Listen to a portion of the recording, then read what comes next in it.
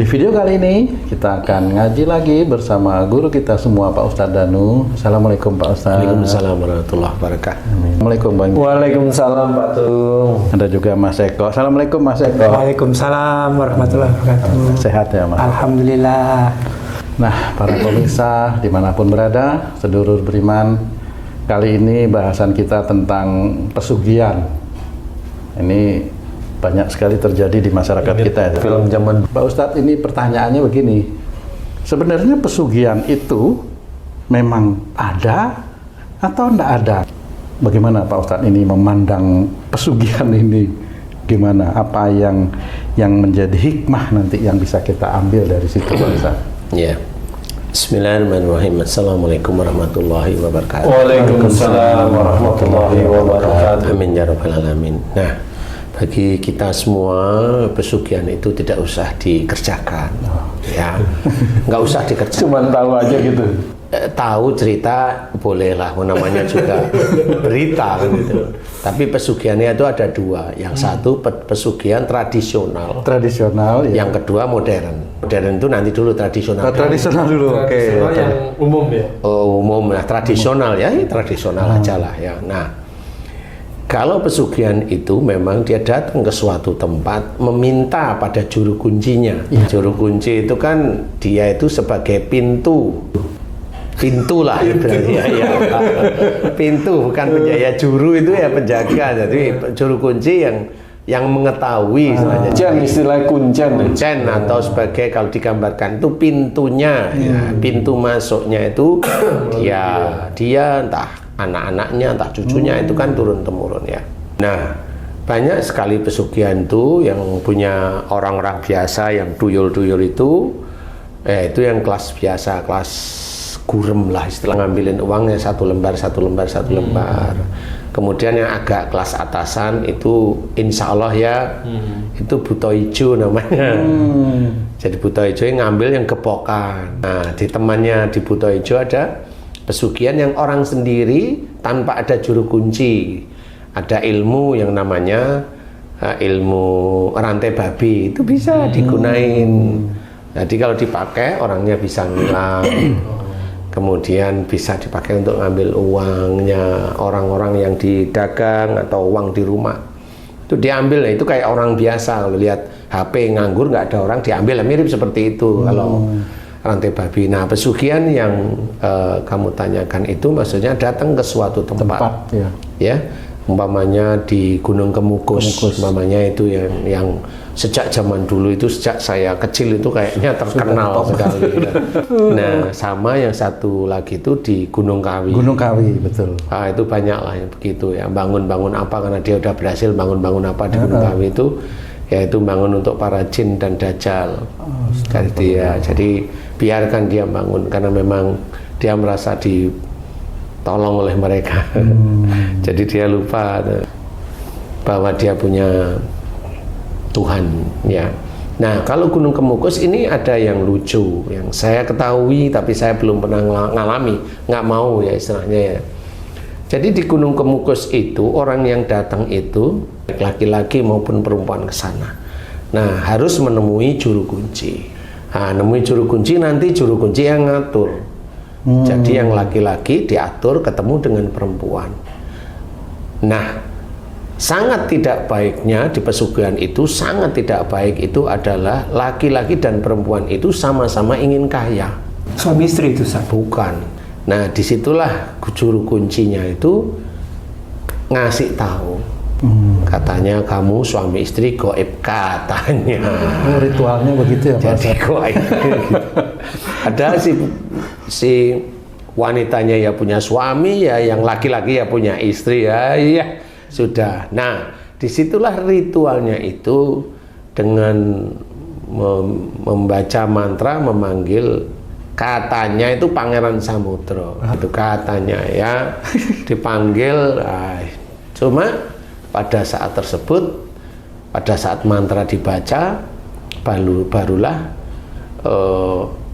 yang itu sangat jelek sekali adalah hubungan suami istri yang bukan bukan suami atau bukan istrinya. Di situ. Di situ. Oh. Jadi itu diharamkan. Sebenarnya dalam Islam itu kan diharamkan. Nah, ini cerita satu yang diharamkan, tidak boleh sebenarnya. Sebenarnya kalau mendekati itu juga sebenarnya tidak boleh, tapi ini kita mengetahui aja yang salah satu ritual yang memang tidak boleh. Nah, setelah itu mereka ketemu juru kunci setelah hubungan badan tersebut yang memang tidak diperbolehkan dalam syariat Islam dalam bentuk apapun, itu dia nemuin juru kunci, kemudian dia bilang juru kuncinya itu membawa sesuatu dari hasil apa yang dia lakukan tadi, ya hubungan badan tadi itu dia ada yang dibawa, istilahnya bawa pulang, suruh nyimpen walau alam. Nah di titik itu memang usahanya itu ada yang berhasil. Pertama kali biasanya itu bukan usaha berhasil. Pertama kali itu ada orang datang, ada seseorang datang membawa uang biasanya, membawa uang. Orang beneran. Ya, kayaknya sih bukan uang, itu juga jin ya. Tapi dia lihat bahwa itu orang, sehingga dia terima, ya ini buat kamu. Gunain gitu dok, terus orang itu pulang. Habis itu dilihat lagi udah nggak ada orang tersebut. Jadi itu jin. Nah, jin yang bisa menampakkan dirinya biasanya dikuasai oleh Dajjal, biasanya seperti itu. Nah, biasanya uang itu nanti digunain oleh dia itu membentuk usaha. Jadi modal gitu. Jadi modal awal. Nah, dari modal awal itu nanti dengan juru kuncinya dia harus melakukan hubungan badan itu berapa kali? Umpamanya 7 kali. Nah, dia tiap kali hari apa ya namanya kalau orang Jawa itu entah Jumat Pon atau Jumat apa, umpamanya itu malam Jumat apa atau Jumat apanya, dia harus hubungan badan lagi dengan suami goibnya tadi. Saya kalau mau cerita ini sebenarnya itu jengkel, tapi ya sudahlah, ini pengetahuan tapi jangan ditiru ya. Jadi hubungannya sama jin, Ustaz? Enggak, ya manusia. Manusia sama ya, manusia. Kamu mamanya perempuannya, Haji J ini laki-laki mamanya. Sesama mencari. Ya, tapi nggak cocok dengan kamu yang laki-laki, Haji J perempuan. Itu kayaknya cocok ya. Karena memang jadi seperti itu. Nah, nanti di sana ketemu, nah, itu disuruh hubungan badan. Bisa nggak kenal bisa itu? Nggak kenal. Semakin lama itu semakin hartanya dia bertambah. Walau alam dari mana usahanya itu laris saja. Saya nggak tahu juga sih kenapa seperti itu. Nah, ini yang menjadikan kesalahan. Jangan dilakukan. Memang harta ini kita coba cari. Kita coba ikhtiari lah istilahnya ya. Kalau kita orang Islam, kita berikhtiar di jalan Allah, kerjanya juga yang halal-halal aja, yang baik kan gitu ya, agar harta yang kita terima itu juga halal, thayyib. Insya Allah mudah-mudahan berkah ya, amin. Nah, kalau yang pesugihan ini tidak sama sekali. Lawang dia hubungan badannya dengan orang lain itu sudah salah di hadapan Allah Ta'ala. Dan kemudian mintanya bukan kepada Allah Ta'ala, bukan dengan mohon atau mohon diberi jalan untuk mendapatkan rezeki halal thayyib dari ikhtiar yang dikerjakan. Ini doanya kan orang Muslim kan harusnya seperti itu. Ya Allah, aku mohon padamu ya Allah agar engkau berikan aku harta yang halal thayyib dari rezeki dari pekerjaan yang aku ikhtiarkan ya Allah. Amin, pujilah Allah, seperti itu. Nah, ini sendiri caranya sudah tidak baik. Berarti dia tidak meminta kepada Allah, tetapi minta pada selain Allah, yaitu si Pangeran Samudra yang memang dikuasai oleh Dajjal. Siapa sih Pak? Bisa Pangeran Samudra itu siapa sih? Saya belum pernah kenalan, jadi bisa cerita. Kalau siapa sih Pangeran Samudra? Nih. Kan langsung gitu ya. Kan belum pernah kenalan ya nggak bisa cerita.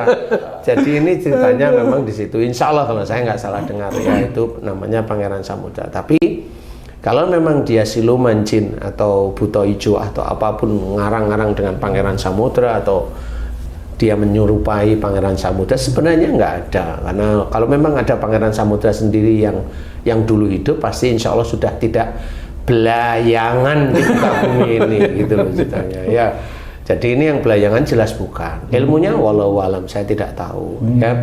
Tapi intinya adalah itu jin yang memang bisa aja itu buta hijau yang punya cadangan uang banyak, kemudian juga dia dikuasai oleh Dajjal sehingga mengaku-ngaku si siluman itu mengaku dengan nama Pangeran Samudra seperti itu. Nah, bisa aja nanti kalau memang dia itu terakhir mamanya dia harus 7 kali hubungan badan, nggak taunya yang ke-7 kali nggak bisa aja hartanya diambil oleh mereka sendiri. Gimana? Bangkrutin dan sebagainya dan sebagainya. Karena kan dia merasa usahanya itu kan menjadikan hasil sebenarnya. Padahal dia dibantu dengan sales para jin. Nah, itu yang apa namanya pesugihan tradisional. Nah, yang kira-kira dikit-dikit mirip seperti itu tapi tidak tampak yang gimana? Punya toko, punya kios, punya warung, punya restoran, punya butik, punya. Nah, dia bacain sesuatu dari orang pintar agar laris yang dinamakan penglaris. Itu juga sama, itu juga pesugihan. Tapi dia pakai sales, nariin orang-orang masuk ke situ. Salesnya nggak cuma nariin orang-orang yang lewat, tertarik, tetapi salesnya juga lewat makanannya. Makanannya bisa aja ludahnya itu netes pada makanan sehingga dirasain liurnya. Liurnya itu, siapa itu? Liurnya si jin. Sehingga orang itu rasanya enak. Malah jadi enak. Malah jadi enak. Padahal itu ilernya itu. Ya jangan beneran lah ngomongnya. Saya itu ngomong sengkring gitu ya. Ya itu bagi orang-orang enak sekali. Tapi itulah salesnya mereka. Sehingga itu juga sama. Orang tersebut walaupun dia muslim atau muslimah, kalau begitu caranya itu tetap syirik, dia meminta bukan kepada Allah Ta'ala. Itu tetap meminta kepada dukun atau kiai dalam tanda kutip ya, karena banyak yang kasih ingin laris baca ini ya, seperti itu sama aja. Dia memaksakan, sepertinya memaksakan Allah itu akan memberikan kepada dia itu rizki. Nah itu tidak boleh juga, karena Allah itu kan yang berhak dia mau memberikan rizki kepada orang yang Allah kehendaki ataupun mempersempit rizki orang yang dikehendaki juga. Jadi nggak bisa dipaksa, rizki itu nggak bisa dipaksakan. Nah, bagi orang-orang yang membawakan seperti itu tetap namanya syirik dan perbuatannya musyrik. Nah, ini orang-orang seperti ini besok kalau dia itu nyawa sudah ada dalam tenggorokannya, dia bertobat atas syirik yang dilakukan, nyawa udah di tenggorokan nih, nah itu dijawab oleh Allah Ta'ala, taubatnya tidak diterima. Makanya hati-hati, jangan melakukan seperti itu. Mintalah kepada Allah Ta'ala. Minta kepada Allah Ta'ala tentang dunia pun harus kita fahami. Jangan langsung ujuk-ujuk minta, ya Allah aku minta boneka Iron Man. Nah, kan ada ya, dengan bacaan ini bisa nggak? Kata orang yang lain bisa, baca aja nggak apa-apa, datang nggak boneka Iron Man? Oh kan ya datang uangnya, iya benar sih. Tapi apakah Allah bisa dipaksa dengan seperti itu? Kan harus berpikir ya. Nah ini temannya banyak, teman-temannya adalah pelet. Jadi kalau kamu pasang pelet di muka, di dagu, susuk di itu Pak, susuk itu. Susuk seperti itu. Nah itu ya sama, itu produk-produk pesugihan. Karena orang seneng, orang itu terus langsung luluh ceritanya. Kalau orang pesugihan itu konsekuensinya apa sih Ustaz? Ya masuk neraka lah. Enggak, yang dunia maksudnya. Yang dia pasti ada kontrak perjanjian nggak dia tuh? Walau alam ya, karena kontraknya nggak pernah saya baca. Tapi inti-inti gambarannya seperti itu. Karena saya waktu kecil dulu banyak diceritakan, ditakut-takuti gitu. Kalau kamu pesugihan nanti kamu mati nggak langsung menghadap Allah, tapi ngikut jadi budaknya itu gitu. Insya Allah ya, insya Allah juga enggak. Intinya kan nggak diterima aja sama Allah Ta'ala. Jadi kan kalau memang melakukan syirik nggak diterima. Nah ini yang produk tradisional. Nah produk-produk yang modern, pesugihan modern itu banyak. Nggak ke gunung lagi nih. Nggak ke gunung. Apa itu Pak Ustaz? Hah? Apa itu? ya ke pekerjaan lah, udah nggak ke gunung. Jadi ada bangunan nih, dia disuruh bangun nih instansi tertentu nih. Nah nih bangunan ini nih uangnya yang mau diambil. Pesugihan juga. Nah ini pesugihan juga. Dari bos atasan itu meminta, tolong nanti kalau bisa dihitungkan sekitar kurang lebih 10 M ya, tapi di luar keuntungan perusahaan. Nah itu ngomongnya halus loh itu. Nah itu yang mau pesugihan. Nah yang dibilang Dek minta tolong ya, itu tuyul-tuyulnya itu sebenarnya anak buahnya itu. Kalau tuyul selembar, ini berarti buto hijau ya? Ya buto hijau lah. Nah yang diambil itu ya beton eser, semen, kemudian batu pecahnya, macam-macam di situ kan gitu. Nah jadi ini yang memang pesugihan modern. Juru kuncinya yang mana Ustaz? Juru kuncinya. Juru kuncinya macam-macam itu nanti. Nah itu nanti pasangannya ini kan satu nih garis laki, pasangannya yang wanita siapa? Ya yang ngawasi. Yang ngawasi itu juga sama kong kali kong nanti ya betul nanti dapatnya segini sekitar kasih sekian ya. Nah itu juga sama, itu kong kali king namanya. Itu sama. Jadi orang konstruksi harus paham tentang masalah ini. Kalau dia nyuri, itu tetap dia mengembangkan pesugihan modern. Masalahnya mau ngepet nggak ada yang mau jadi babi, Pak Ustaz. Sebenarnya yang jadi babi itu ya yang Dek, nah itu yang jadi babi itu yang Dek, tolong ya, kan gitu ya. Haji jaga lilin ya. Kan seperti itu. Dan itulah yang sebenarnya besok lah kalau memang mau evaluasi, monggo silakan dievaluasi. Coba orang-orang seperti itu, kamu masih ingat zaman dulu nih, zaman dulu waktu kamu belum pensiun nih. Ayo kita semuanya sholat subuh berjamaah. Karena pada saat sholat subuh bisa berjamaah itu rezeki yang seluas langit dan bumi itu akan diberikan kepada kita kan gitu nih. Biar kita itu mendapatkan proyek. Ini sholat itu udah dasarnya udah bukan Allah tapi proyek. Kalau sudah dapat proyek itu nanti si buto hijau itu ya suruh ngambilin lagi. Kan gitu. Nah intinya itu apa gunanya sholat? Kalau memang intinya pengen dapat proyek, tapi proyeknya untuk diambil lagi. Apa? Mana itu? Apa fungsinya sholatnya? Kamu, dan kamu. Kan gitu. Apalagi kalau sudah dapat bonus, seneng. Berarti kamu seneng seperti babi ngepet, tuyul, dan buto hijau seperti itu. Dan itu kalau kamu lakukan puluhan tahun, ya itulah yang kamu kerjain gitu. Nah itu pesugihan modern. Membengkakkan apa namanya anggaran. Membengkakkan anggaran itu sama. Tapi kan bohernya tenang-tenang aja itu Pak Ustadz. Loh tenang-tenang aja itu kan masalahnya bohernya juga nggak tahu. Yang penting saya dari itu dapat nggak kan gitu biasa. Kalau dapat Pak tenang berapa mana gitu aja. Dia ngitung anggaran nggak bisa. Tapi ngitung untung bisa. Gitu. Dek nanti transfernya gimana caranya? Oh boher baru. Boher baru. Kalau boher lama sudah nanti tenang saya kirim. Gitu. Itu boher lama. Udah ngerti. Sudah ngerti. Kalau boher lama itu yang gimana coba? Nanti kalau yang ngerjain itu bilang, Pak ini bukan nama Bapak. Udahlah transfer aja di situ. Nah inilah apa namanya?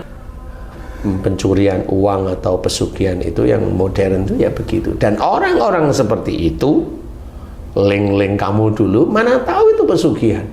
Enggak. Pekerjaannya itu jadi Tuhannya dia. Walaupun dia nyembah Allah, ya, tapi dia akan nipu di titik itu. Pesugihannya, Tuhannya dia itu pekerjaannya. Coba kalau enggak Tuhannya pekerjaannya, kita tes. Kalau kamu ngasihnya tidak sesuai dengan yang dia inginkan. Umpamanya nih kamu kapro, kamu dipindah nggak? Pindah. Nah, jelas. Tuhannya kan itu. Tuhannya jabatannya dia. Padahal harusnya kalau umpamanya dapatnya sedikit atau malah nggak dapat, Ini bosmu itu harusnya alhamdulillah nggak jadi nyuri loh, kan harusnya gitu.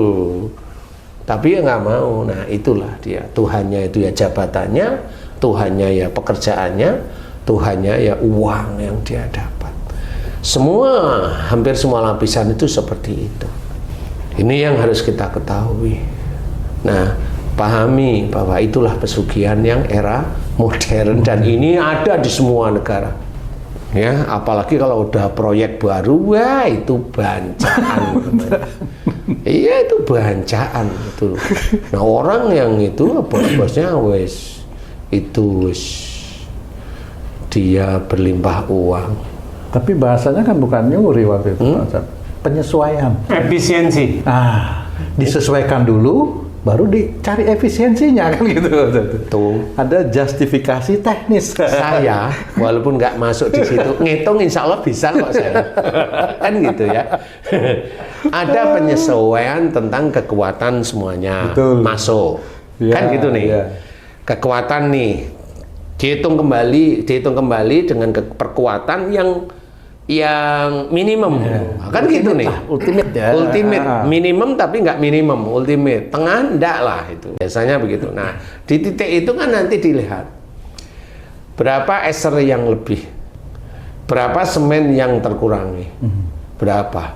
Kemudian ajukan anggaran untuk tambah kurang. Dan itu begitu biasanya. Nah, di titik inilah dia sudah bisa memperkirakan berapa nanti uang yang akan dia dapat.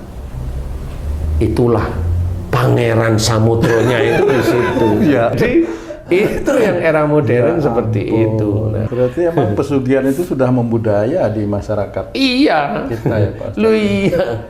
Nah itu orang-orangnya itu kadang-kadang ya ikut pengajian, nah, tapi dia sendiri ya nyuri ya banyak.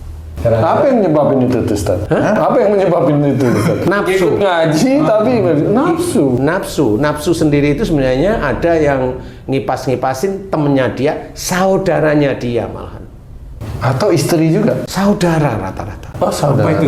Saudara? Setan. Karena saudara mau masuk neraka besok kan seperti itu. Padahal setan nggak ikut menikmati duitnya. Pak. Enggak, tapi kan ngipasi terus ya. Jadi kita harus pahami itu. Jangan lakukan pesugihan dalam bentuk apapun, Gunung Kemukus atau di Gunung Kawi. Orang Islam jangan lakukan itu, syirik dan itu musyrik. Yang sudah terlanjur, Ustaz. Selama dia diizinkan masih sehat, tobat kepada Allah Ta'ala, mohon ampun. Jika ada uang dari titik-titik tersebut, buang. Kemana? Buang kemana itu? Buang ke tempat pengadaan fasilitas umum. Oke, buat jalan gitu. Buat jalan. Masjid itu boleh, Ustaz? Janganlah. Nanti kamu tanyain apa? Ini aku sedekahku lah. Sedekah kok duit haram kan gitu. Fasilitas Janganlah, jangan ya. umum. Ini yang tradisional. Yang modern juga sama. Tapi yang modern ini lebih ngeyel orangnya ini. Yakin. Merasa bener ya? Merasa benar jadi merasa tidak. Karena strateginya lebih unggul. Jadi kita belajar jangan lakukan pesugihan dalam bentuk apapun. Mau ke Gunung Kemukus, mau ke Gunung Kawi, mau ke bentuk apapun, ke dukun, ke bentuk apapun yang ingin menjadikan kita kaya, tidak perlu. Yang kita cari hidup di dunia ini adalah akhirat. Loh, kita nggak makan. Loh, kan disuruh oleh Allah Ta'ala berikhtiar. Dari mana? Fa'idha kutiyatis sholatu fa'amtasiru fil ahd wa betagu min fadlillah. Dijelaskan oleh Allah Ta'ala setelah kita tunaikan sholat, bertebalah kamu di muka bumi untuk mencari rizki Allah. Berarti bekerja. Dalam bekerja, bismillah terus. Kalau nanti ada ujian, jangan marah. Kalau ada ujian, jangan sedih. Kalau ada ujian, jangan kecewa. Teruskan, karena Allah.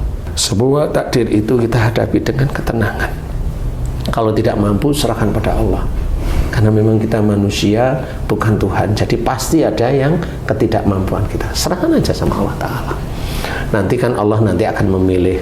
Fa inna ma'al usri yusran, inna ma'al usri yusran. Nah, dari titik itu kalau memang kita udah istiqomah, akan diberi oleh Allah Ta'ala.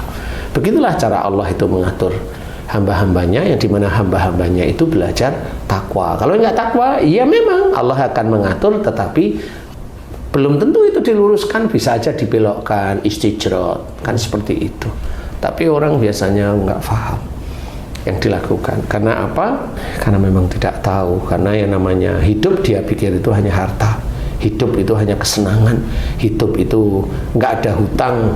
Padahal dia hutang itu karena juga nafsunya sendiri yang menginginkan berhutang, ya kan gitu ya. Kalau dia sabar, kalau dia istiqomah, dia sabar istiqomah, kan dia bisa menabung. Nah, kalau udah nabung kan gunain itu untuk usaha. Jadi benar sudah. Berhutang itu karena nafsu aja. Seperti itu. Jangan lakukan. Ayo mulai kita meluruskan tauhid, meluruskan niat karena Allah Ta'ala, dan kerjakan menjadi amaliyah yang soleh. Mudah-mudahan kita dilindungi dari perbuatan-perbuatan syirik dan musyrik. Amin ya rabbal alamin. Amin. Wallahu a'lam. Alhamdulillah, alhamdulillahirabbil alamin. Terima kasih banyak Pak Ustadz penjelasannya.